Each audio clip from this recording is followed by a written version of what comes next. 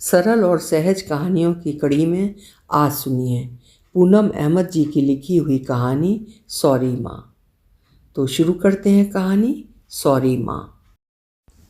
दोपहर को 2 बजे मेरी आँख खुली। उन्नीदी आंखों से सामने टंगी घड़ी पर नज़र डाली। मैंने आज फिर कॉलेज की छुट्टी कर ली थी। इंजीनियरिंग का मेरा अंतिम वर्ष है, पर कॉलेज जाने की मेरी इच्छा होती ही नहीं है। आंखें बंद किए किए ही मैंने रात में लिखी अपनी कविताओं के बारे में सोचा। बड़ा संतोष हुआ, एक आत्मिक खुशी हुई। आजकल मैं बहुत खुश हूँ। मैं कविताएं तो 4-5 सालों से एक डायरी में लिखता रहता था, पर एक दिन जब मैंने सोशल मीडिया पर अपनी कुछ कविताएं पोस्ट कर दी और मुझे अच्छा रिस्पांस मिला तो मेरे उत्साह की कोई सीमा नहीं थी। मैंने अपना पेज भी बना लिया। मेरे प्रशंसकों की संख्या बढ़ती जा रही है, जिसे देखकर मैं फूला नहीं समाता हूँ। जीवन में और क्या चाहिए, इतनी कम उम्र में इतनी प्रसिद्धि। मेरी एक ई बुक भी आ गई है। मैं अब अपने छोटे मोटे खर्चों के लिए कमाई करने लगा हूँ। कॉलेज की फीस ही पापा देते हैं, बाकी मैं मैनेज करने लगा हूँ। माँ हैरान है मेरी प्रतिभा से। रोज़ जब वे उठती हैं, रात में लिखी मेरी कविता पढ़कर खुश हो जाती हैं। पापा इंजीनियरिंग पूरी करने के लिए बहुत दबाव डाल रहे हैं, पर मेरा मन तो अब कविताओं में ही रमता है। कुछ साल पहले मैंने इसकी कल्पना भी नहीं की थी। मुझसे 5 साल छोटा मेरा भाई आशीष जब कहता है कि अमन भैया आपके पेज को कितने लाइक्स मिल चुके हैं, कितने फैंस हैं आपके, तो मैं गर्व से तन जाता हूँ। मैंने लेटे लेटे अपने फ़ोन पर फेसबुक खोला। वाह, रात 3 बजे कविताएं पोस्ट करके सोया था, इतने लाइक्स और कमेंट्स। खुशी से भर उठा मैं। माँ को बताऊंगा कितनी खुश होंगी। आजकल मैं माँ सीरीज़ पर कविताएं लिख रहा हूँ, बहुत पसंद की जा रही हैं। मैंने फिर टाइम देखा, अभी तो माँ लंच करके सो रही होंगी। मैंने लेटे लेटे अपना मेल चेक किया। ये क्या, माँ ने मुझे मेल लिखा है इतना लंबा। अरे पर क्यों? दूसरे रूम में लेटी माँ को मुझे मेल भेजने की क्या ज़रूरत है?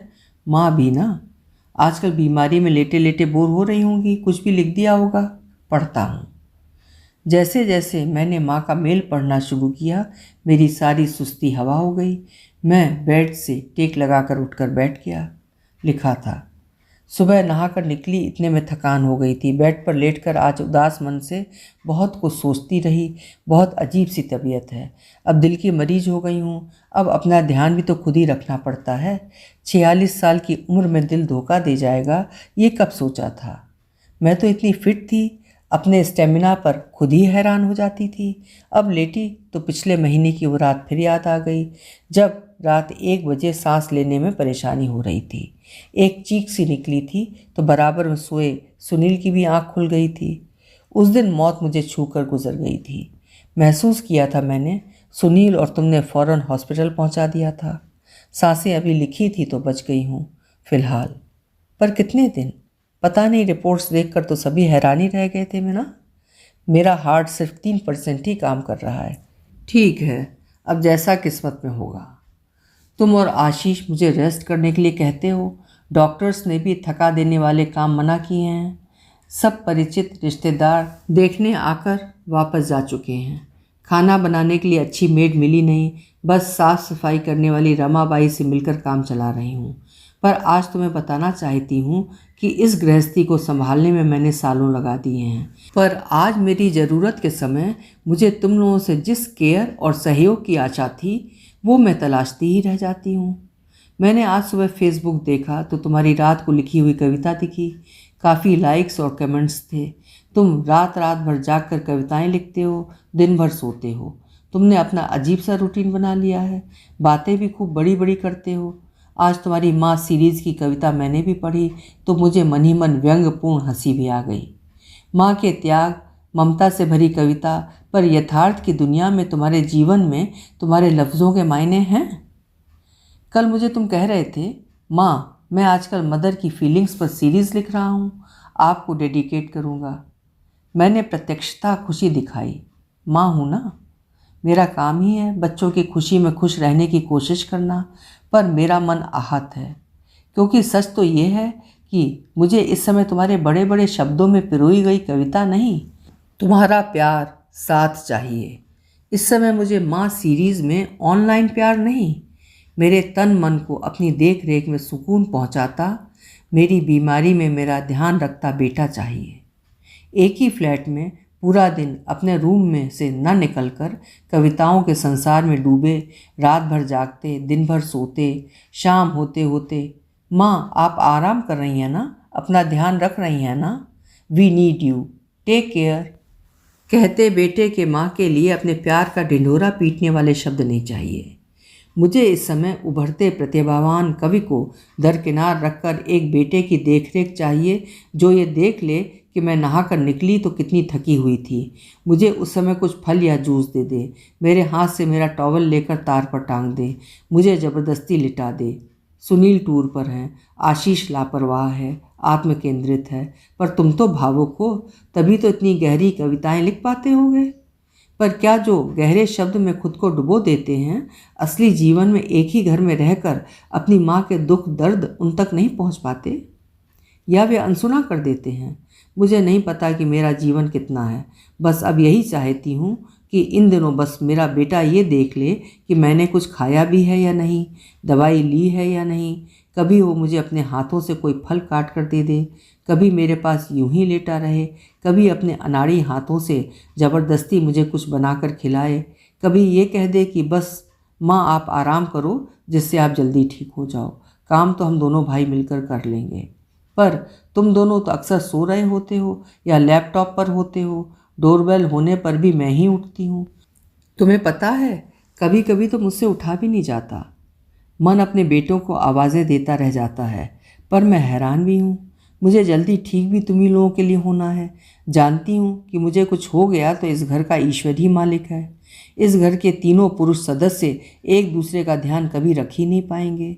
विधाता ने यही तो कमाल किया है कि हर स्थिति में माँ पत्नी अपने पति बच्चों का हित ही सोचती है।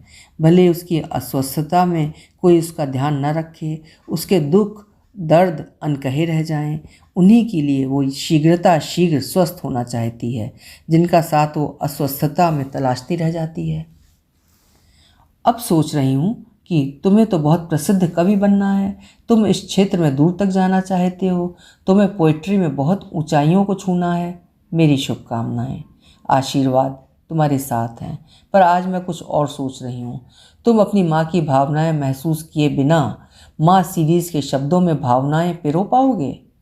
कवि और लेखक तो दूसरों के दुख दर्द महसूस करके उन्हें शब्दों में ऐसे ढालते चले जाते हैं कि हर पाठक को वो अपनी बात लगने लगती है।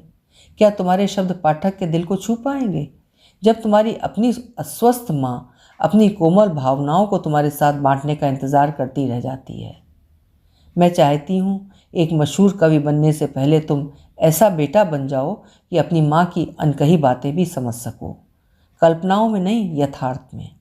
विधाता ने नारी मन जटिल तो बहुत बनाया है, पर इतना भी नहीं कि कोई बेटा चाहे तो इसे जान ना पाए। तुम्हें आहत नहीं करना चाहती, पर अगर तुम्हें दूसरों के दिलों को, उनकी भावनाओं को छू जाने वाली रचनाएं लिखनी हैं तो पहले उन्हें महसूस करना होगा। तुम्हारी माँ पर लिखी कविताएं मेरे ही दिल को नहीं छू पाती। मैं उन्हें शब्द समझकर पढ़ती हूँ और भूल जाती हूँ। वे किसी और को क्या छू पाएंगी? ऊंचाइयों को छूने के लिए अभी तुम्हें ज़मीन पर भी अपनी ठोस पकड़ बनानी है। शाब्दिक नहीं, यथार्थ की दुनिया महसूस करनी है। अपने आसपास की दुनिया के दुख दर्द महसूस करने हैं। ये जो इतने मशहूर सफल कवि लेखक शायर हुए हैं ना, वे अपने तो अपने दूसरों के दुख दर्द में भी ऐसे डूब कर निकले हैं कि उनका एक एक लफ्ज़ पढ़ने वाले को झकझोर देता है। अमन, अपनी माँ की भावनाओं से अछूते रह जाओगे तो माँ सीरीज़ कितने आगे तक ले जा सकोगे? मैं भी तो तुम्हें सफलता के शिखर पर देखना चाहती हूँ। बस अब थक गई हूँ। तुम्हारी माँ। मेरी आंखों के सामने अचानक सब धुंधला हो गया। मेरे गालों पर गीलापन पड़ता जा रहा था। मैं सर पकड़कर बैठ गया। माँ तो कोई कवि या लेखिका भी नहीं है, फिर भी उनका एक एक शब्द मुझे झंझोड़ गया। ये क्या हो गया मुझे? उस रात डॉक्टर ने कितना साफ साफ कहा था, इन्हें लाने में कुछ सेकंड्स की भी देर हो जाती तो। ओह, डॉक्टर ने 3 महीने चिंताजनक बताए हैं। माँ बहुत बीमार है, पापा मीटिंग के लिए टूर पर हैं, आशीष मस्त मौला है, और मैं क्या करता हूँ उनके लिए? रातों को जाग कर माँ पर लंबी लंबी कविताएं लिखता हूँ, दिन भर सोता हूँ, शाम से रात तक इस फील्ड में आगे बढ़ने के लिए अपने नए कवि मित्रों के साथ किसी कैफ़े में बैठकर विचार गोष्ठी करता हूँ। रात को आता हूँ तो माँ जितना भी बना पाती हैं कभी खा लेता हूँ, कभी पसंद ना आने पर आशीष और मैं बाहर से कुछ ऑर्डर करके मंगा लेते हैं। माँ थकी सी वो खाना उठाकर फ्रिज में रख देती हैं और शायद अगले दिन वही खा लेती हैं। मैं शर्मिंदगी के अथाह सागर में डूबता जा रहा था। माँ को तो आराम करना है, पर कैसे करेंगी वे आराम? उनके हालचाल पूछकर कविताओं में डूब जाता हूँ। क्या कर रहा हूँ मैं? एक ही फ्लैट के दूसरे बेडरूम में लेटी अपनी अस्वस्थ माँ से इतना दूर हूँ मैं कि आज उन्हें अपने मन की बातें शेयर करने के लिए मुझे मेल लिखना पड़ा है। छी, लानत है मुझ पर। मैंने बराबर में सोए आशीष पर नज़र डाली। ये भी क्या सीखेगा मुझसे, सबसे दूर अपने रूम में अकेले जीना। मैंने धीरे से जाकर माँ के बेडरूम का दरवाज़ा खोलकर झाँका। माँ सो रही थी। फिर पूरे घर पर नज़र डाली। सब अस्त व्यस्त, हर कोना बिखरा हुआ। माँ को कैसे चैन आता होगा जब घर की यह हालत देखती होंगी। मेरी रुलाई फूट पड़ी। कितना दुख होता होगा उन्हें। 2 युवा बेटों के होते हुए उनका कोई साथ नहीं, कोई आराम नहीं। पता नहीं अपने लिए क्या बनाती हैं, क्या खाती हैं। आजकल कितनी चुप रहने लगी हैं। मैंने फ्रिज खोलकर देखा, कोई फल नहीं है घर में। माँ को फल कितने पसंद हैं। वॉशिंग मशीन के पास कपड़ों का ढेर लगा है। 2 दिन पहले माँ ने मशीन चलाई थी। कपड़े सुखाने में ही हाफ गई थी माँ। मुझे याद आया जब शाम को माँ थकी सी हाथ में कपड़े लेकर अचानक चेयर पर बैठ गई थी। मैं उस समय माँ पर ही कविता लिख रहा था। मैंने क्यों नहीं उनके हाथ से कपड़े लेकर उन्हें लिटा दिया। माँ के मेल का एक एक शब्द मेरे दिमाग में हथौड़े की तरह बज रहा था। फ्रेश होकर मैंने उनके लिए उनकी पसंद की अदरक वाली चाय बनाई। पहली बार इस बीमारी में उनके लिए कुछ किया। मन पता नहीं कैसा हो रहा था। मैंने एक गिलास पानी, चाय, कुछ बिस्किट्स ट्रे में रखे और उनके रूम में पहुंचा। मेरी आहट से माँ ने आंखें खोल दी। माँ से नज़रें मिली तो खुद को रोक नहीं पाया और ट्रे एक तरफ रखकर उनके पास लेटकर उनसे लिपट कर जोर से रो पड़ा। मेरा रोम रोम सॉरी कह रहा था। माँ तो माँ है ना, सब समझ गई थी। उन्होंने जैसे ही मेरा सर सहलाया मैंने भी महसूस कर लिया कि माँ ने मुझे माफ़ कर दिया है। वे समझ गई हैं कि मैं अपनी गलती महसूस कर चुका हूँ। उनके पास अपनी दुनिया में खोया आत्म केंद्रित कवि नहीं, उनका बेटा लेटा था। वे यही तो चाहती थी ना। बस इतनी सी बात मैं नहीं समझ पाया था। हम दोनों ने एक शब्द भी नहीं कहा था, पर दोनों एक दूसरे की भावनाएं महसूस कर रहे थे। इस मौन में बड़ा स्नेह था, शांति थी, ममता थी। मैं इस मौन से अभिभूत होता चला गया था। हम दोनों की ही आंखों से माँ बेटे के प्रेम की अविरल गंगा की गंगोत्री जैसे निःशब्द बहती चली जा रही थी। अभी आप सुन रहे थे पूनम अहमद जी की लिखी हुई एक बहुत ही मर्मस्पर्शी कहानी सॉरी माँ। आज के युवा बच्चों और विद्यार्थियों का वास्तविक चित्रण आपने इस कहानी में देखा। आशा है कहानी आपको पसंद आई होगी। कल फिर मिलेंगे। आप स्वस्थ रहें, प्रसन्न रहें। धन्यवाद।